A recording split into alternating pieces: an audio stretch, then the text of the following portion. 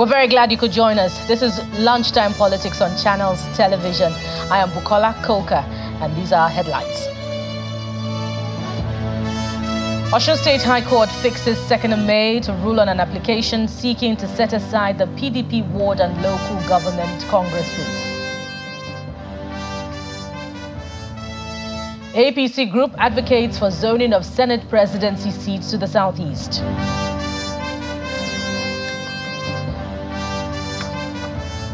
More preparations for May 29 handover ceremony underway as Governor Ifeanyi Ugwuanyi assures successor of smooth transition process.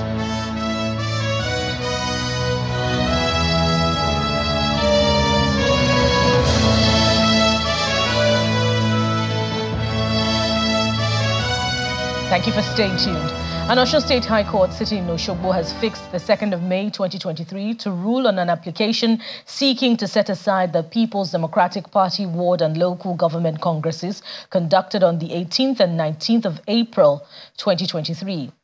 The application filed by 8 members of the party led by Segun Odekunmi against the PDP and its caretaker chairman Akindele Adekunle was heard today by Justice Ayo Oyebiyi. Justice Oyebiyi had earlier restrained the PDP from forging ahead with the conduct of the proposed congresses pending the determination of a suit before the court bordering on the suspension of some PDP members. Counsel to the plaintiffs, Kehinde Adesina, said he had filed an application seeking a reversal of all actions carried out by the PDP in contempt of the earlier court order. While counsel to the defendants, Hashim Abioye, stated that the suit borders on the internal affairs of the PDP, which the court does not have the jurisdiction to rule on. An order was made. The question is that, did you obey that order or you disobey the order? And once you disobey an order of court, there are consequences. And what we have asked the court to do is to protect the sanctity of the court by nullifying, setting aside the congresses so far conducted. The Constitution and the Electoral Act, particularly Section 82 of the Electoral Act, has provided for that INEC must monitor all congresses of a political party. So no INEC, no Congress. We are saying that insofar that INEC has not been joined by a party, by the plaintiffs in this case, this court cannot make any order affecting the congresses of the People's Democratic Party. President Muhammadu Buhari has identified overconfidence, complacency, and bad tactical moves as reasons for the loss of the opposition in the 2023 presidential election. He made the observation at his residence in the presidential villa when he received members of the Progressive Governors Forum, including governors of Plateau, Imo, Kwara, Ekiti, Kaduna, Kogi, Lagos, Cross River, Jigawa, Katsina, Ogun, and Nasarawa states, led by their chairman, Governor Abubakar Atiku Bagudu of Kebbi State. President Buhari stated that while the All Progressives Congress was working hard to retain power during the recent elections, they were already telling their foreign backers that they would defeat the APC. According to a statement issued by the Senior Special Assistant to the President on Media and Publicity, Mr. Garba Shehu, President Buhari further charged the progressive governors to stick together and openly address issues among themselves, as it remains the best way to survive politically in Nigeria. The President-elect, Senator Bola Tinubu, has met with governors on the platform of the All Progressives Congress, who paid him a courtesy visit at his private residence in Abuja. The chairman of the Progressive Governors Forum, who is also the governor of Kebbi State, Mr. Atiku Bagudu, says the visit is to congratulate the president-elect on his election and also welcome him back from his recent trip abroad.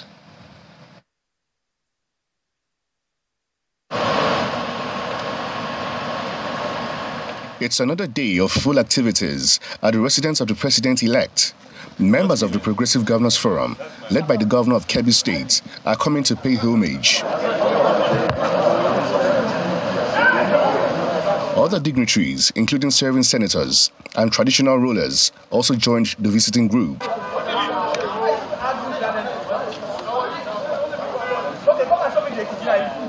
As soon as they enter the building, the doors are closed for a meeting. When the meeting ends, the chairman of the Progressive Governors Forum came out to encourage Nigerians to remain optimistic. President-elect was magnanimous in expressing his thoughts in the Renewed Hope Manifesto. He told the world what he's promising. He had been on campaign trails across the country, and he has expatiated on that. So, President Asiwaju Bola Ahmed Tinubu has offered renewed hope for the nation, and I believe we will see more of it. Some senators who were part of the meeting appealed to all Nigerians to give the incoming administration a chance. We should pray, and we should cooperate with the government and wish the government well, so that the government, I know the government has very, very good intentions, fantastic intentions to uplift the lives of the people of this country, to bring unprecedented development. I think the courts are in a position to decide, but I don't think it's a problem. Nigerians have a right to go to court, and the courts also have a right to, independence of the government. The issue of the leadership of the 10th National Assembly again came to the fore. The leadership of the party, working with Mr. President-elect, will direct as they think is to the best interest of not only the country, the government, and indeed our great party. First of all, if it's been zoned, it has to be zoned. When it's zoned, then you go from there. That's what happens. Once it's zoned, then look at who are you zoning it to. The person must be very loyal to the person that is in charge. He must know who he picks must be someone that is reliable to him. The meeting, which lasted for a few hours, was attended by the Vice President-elect, Senator Kashim Shettima, and other APC stalwarts.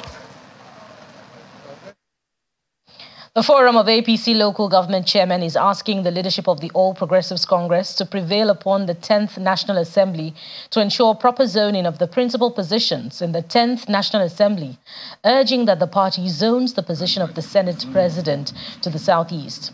According to the National Chairman of the Forum of APC, Mr. Matthew Msota, a fair zoning of the principal offices will contribute immensely to the unity of the party and reduce rancor between the executive and the National Assembly.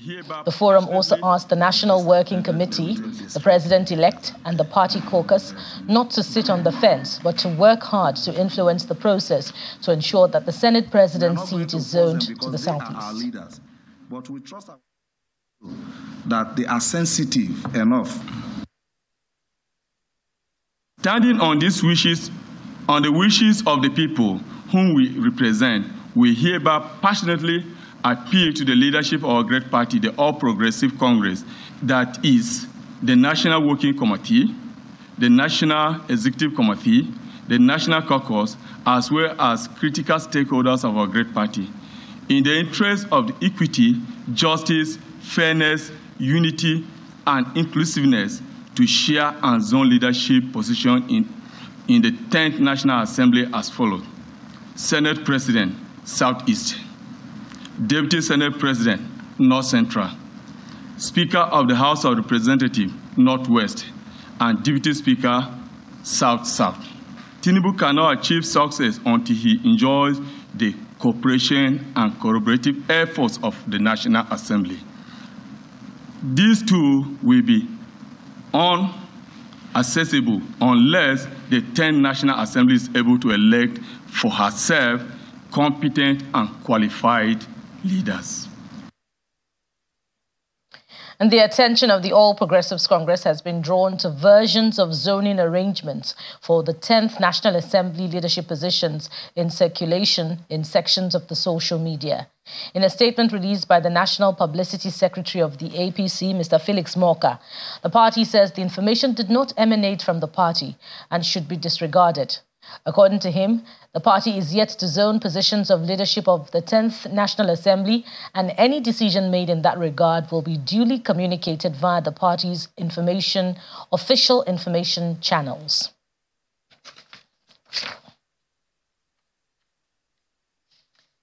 We're now being joined by Mr. Sesu Akume, a public policy analyst, to discuss the politics of the coming 10th National Assembly leadership positions. Thank you, Mr. Akume, for joining us on the program. Thank you for having me.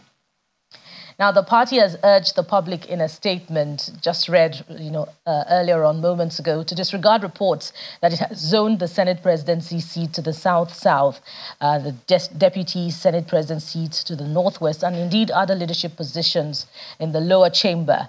Is this an indication that it may not necessarily heed agitations for zoning for this round of elections into key positions of the National Assembly? The APC has shown inconsistency over time, so it's difficult to say what it's going to happen. It does not follow precedents or standard practices of how things are done. So it remains whatever they do that we'll get to see. It's not as if they know where the thing is heading by themselves. They just decide things based on whims and caprices. Let's go back to 2015. Before 2015, before the 8th National Assembly, there was APC, led by ACN, and the other parties that formed APC were in the minority. When it now won elections in 2015 and it became the majority in the National Assembly, it should have gone without saying that whoever was the Senate leader, or this minority leader, as of the time, Senator George Akume, he ought to have been made the leader of the party in the National Assembly and automatically become the Senate president. And his deputy as a minority Senate leader would have been the deputy Senate president, and accordingly that way. Same way for the House of Representatives. But APC confused the whole thing because there were personal interests to advance. That's how everybody was contesting, and that's how Senator Bukola Saraki became the Senate president by ways that seemed unorthodox. It should never have happened. There should be a standard procedure. That's how parliaments are run across the globe, but not so for APC.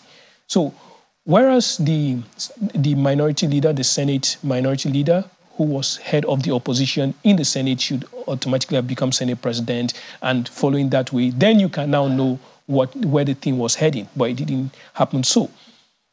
If it's about zoning and about being from the North Central, wherever they said the Senate president should have been, the Senator George Akume was from the North Central, where Senator Bukola Saraki emerged.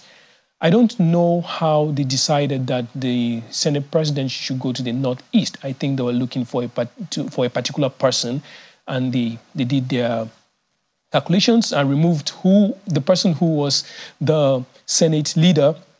They removed the Senate leader and then Ali Ndume at the time, and put in Senator Lawan, who eventually became the Senate president.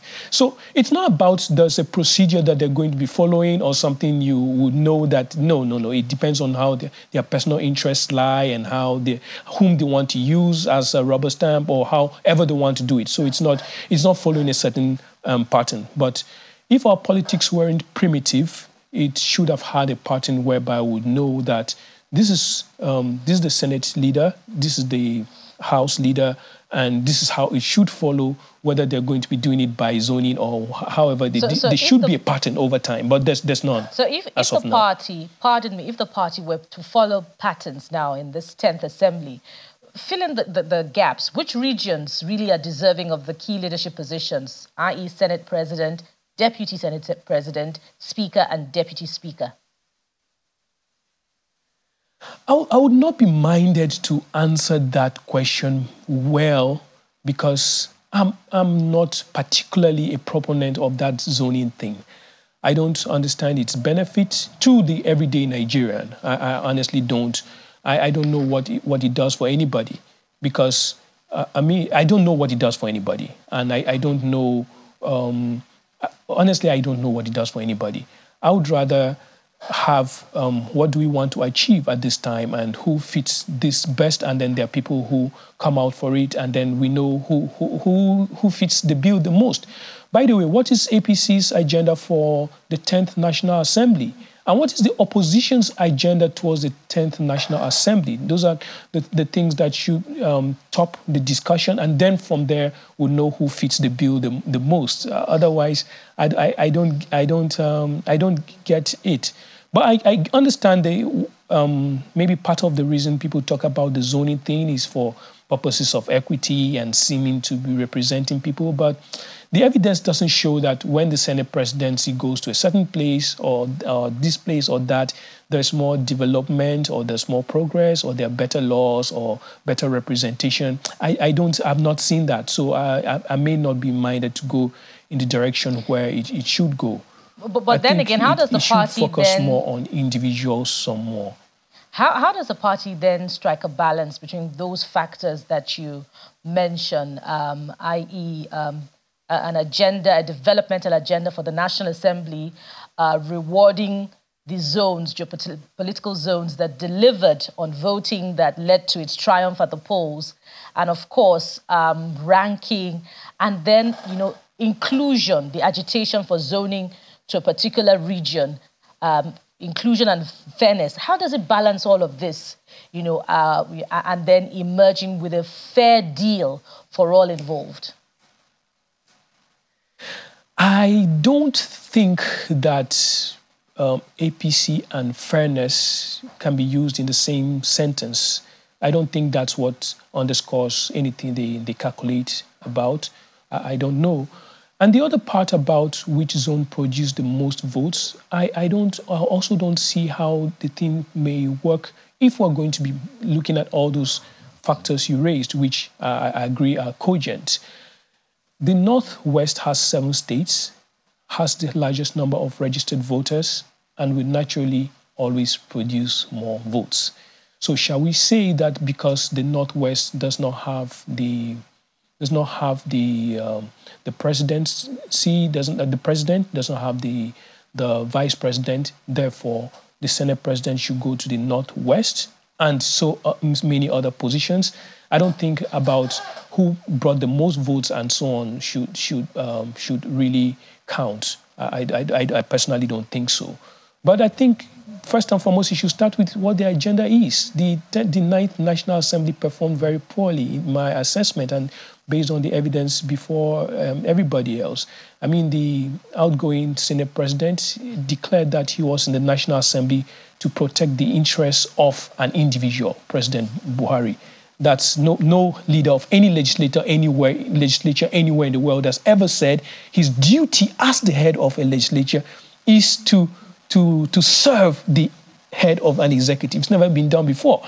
So maybe those are the calculations that made all the things we spoke about earlier for him to emerge as Senate president. So when we're talking about this, they also have their own agenda at the back of the door, whereby they're looking at a certain individual who is going to fit some very narrow interests, not about the general thing we're talking about. What is the agenda for the National Assembly? How can we do better? How can the National Assembly deliver more for Nigerians? And what is the agenda 2023 to 2027, and who can fit this best, and how can we go about it? I don't think that's how they're reasoning, but I actually think that's how we should be reasoning if we really care about the country.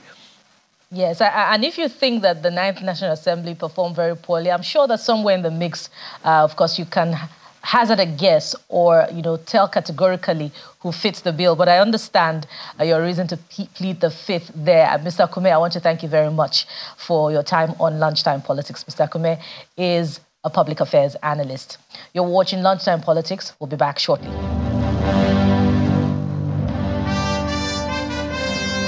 Welcome back. The Enugu State Governor, Ifeanyi Ugwuanyi, has assured the Governor-elect, Mr. Peter Mbah, of his commitment to a smooth transition of power come May the 29th.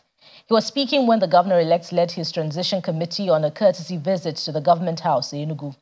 According to Governor Ugwuanyi, there is a need for the upcoming administration to leverage on his modest achievements and build a state that can compete on the national and international levels. Seated here at the executive chambers of the Enugu State Government House are members of the State Transition Committee, led by the Governor-elect, Mr. Peter Mbah. They are here on a courtesy visit to Governor Ifeanyi Ugwuanyi to show commitment to a smooth takeover of power come May the 29th. Mr. Mba highlights the modus operandi of the committee. As Your Excellency knows, we have proposed a humongous vision for Enugu, and we believe that those campaign promises must be reduced into an actionable plan and must be integrated into a policy framework. And we have searched for the best people in the different fields of endeavor that can help us put or formulate those documents. Governor Gwai assures them of his unalloyed support. Competence of our state, the committee of Nigerian states. I assure you the maximum support and cooperation of our administration, especially in availing you the foundational and institutional memory, which will be key to success. After the visit, the committee holds another meeting with the governor-elect, who promises swift implementation of working policies for the growth and development of the state. I want to assure this august body that we are resolutely resolved and committed to the implementation, to the strategies that would ensure we realize this goal. We're fully committed to it. The chairman of the committee assures residents that the manifesto will be broken down to address the people's needs. I believe that the manifesto is eminently achievable. While you think about it as ambitious, you must recognize that it is any progress we make as human beings comes from the imagination, your capacity for imagination. And if you don't imagine that you can do something totally out of this world, you will never get there. And I look at it as saying, by the journey of 1,000 miles starts with one step. As May the 29th approaches, residents look forward to an administration that will walk the talk, and top on their expectation is the provision of potable water in the next 180 days, as promised by the governor-elect. Meanwhile, the chairperson of the Nigerians in Diaspora Commission, Abike Dabiri Erewa, is addressing questions around the funding for the buses for the evacuation of Nigerian students stranded in Sudan to Egypt. Speaking exclusively to Channels Television on the sidelines of the Global Diaspora Summit, Mrs. Erewa bemoaned the fact that the Commission appears powerless to act in certain situations. According to her, NIDCOM needs more power and funds to be able to perform more duties. However, as it stands, questions on funding for the students' evacuation should be directed to ministries and agencies who are privy to such budgets.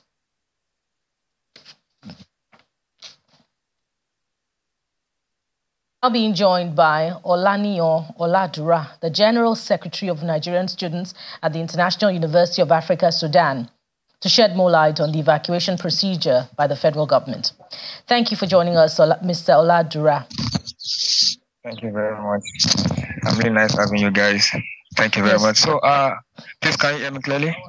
Yes, we can hear you clearly. First of all, tell us exactly where you are and what updates you have, if any, about additional transportation of more students from their campuses to the Egyptian border.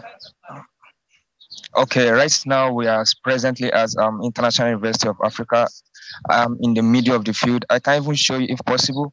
All students are here sleeping on the floor by the side of the roads because right now we can't stay inside. They started their war back again. They have been shooting since morning and throwing bombs all over around us. So we can't stay inside the building. So most of us are outside right now. And we were told about the evacuation. There's another update today about the evacuation. Like one of the students spoke with the DJ of the NEMA in Nigeria. They explained the situation, how the embassy executive there are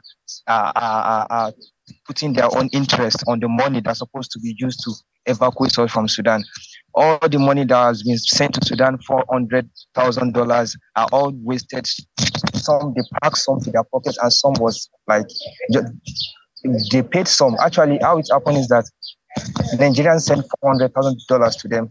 So instead of using the $400,000 as a down payment, we were told now that they use the $400,000 to only request for 13 buses right now. So they are now expecting the remaining $800,000 to go and request for the other buses. Whereby the $400,000 is supposed to use as down payment for all the 40 buses that are supposed to pick us day before yesterday. Now the DJ and some students here, they said they should stop sending money to them at the embassy. That the money should be transferred to the students so that we ourselves can look for buses to evacuate us from here. Okay, so do you have evidence? What evidence do you have to prove what you're telling us now, that just $400,000 was sent to the Nigerian mission in Sudan? Actually, there's a teller for the money. Actually, yeah, it's been sent to us in the group. The teller for the money. Do you have sent to us in the group? And do you have a screenshot of that teller? Can you share with Channels Television? Oh, right now I can share with Channels Television. Not right now, but perhaps shortly after this. Yeah, shortly after this I will share it by God's grace. And even evidence that students are many here. We are not half of the students have been evacuated. Everyone, I will show you now, people are staying inside the sun right now, under the sun. Yesterday, we were inside the sun from 6 o'clock up to 3 o'clock. The problem right now... unfortunately, the problem right now. Yeah, the problem right now is that every day they are telling us the buses are coming and we'll be under the sun from 6 o'clock up to 3 o'clock. Whereby the only thing we need now... we can't seem to hear you right now. Yeah. Actually, the network have been, because they are trying to switch off the network because of... Okay. If you can hear me, Mr. Oladura, if you can hear me. Yeah, I can hear you clearly. If you can hear me, what's the source of the information you just shared, that only $400,000 have been released, and you have a screenshot for that, and you're expecting additional $800,000? What's the source of that information? Are you hearing this from the transport companies hired to provide the buses? Yeah, actually, the company, we are actually waiting for the screenshots of the money sent to the company today. Because we students, we made a meeting here about trying to confuse the NEMA to please transfer the funds to students so that we can provide the bus ourselves. Because if we are waiting for the representative here at the embassy, they are going to be wasting our time. And also, in just one sentence, do you have an idea of how many more students are waiting for more buses to arrive? Yes, at least 900, at least. Actually, total of us are like 2,000 and something, but at least presently at my place, International University of Africa, we are 900. There is another university there, Arazi. There are almost 500 there, or maybe 600. All right. We have so many more questions for you, Mr. Olani Oladura, a student of the International University of Africa, Sudan, but we can't take those questions now because we're totally out of time. But we thank you very much for the information that you've provided, and we wish that you're able to get to safety as soon as possible. And we hope that you stay safe in the meantime. Thank you very much. And that's it on Lunchtime Politics this hour. Thank you for watching. Bye for now.